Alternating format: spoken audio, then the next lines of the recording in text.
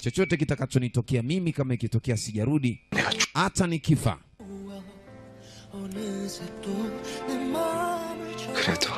kama kitatokea swala la kufa, basi lazima utabasamu kwa kila hatua, maana mwanadamu maisha yake hutoka kila sekunde. Sio mimi tu, hata tunavyoongea mimi na wewe kuna wengine saizi roho zinatoka. 제가 옛날 친구이던 시절에 대군마마를 마음에 들어 했던 이유. Ulishaniambia mengi mno. Uliniambia niwe na urafiki na wewe na nikakupenda. Kama unakumbuka sababu, kumbuka miaka hiyo. Anasema sitaki kuangalia kufa kwenyewe. Sikutaki uko kufa. Lakini njia ya kufa ndio ninaiendea.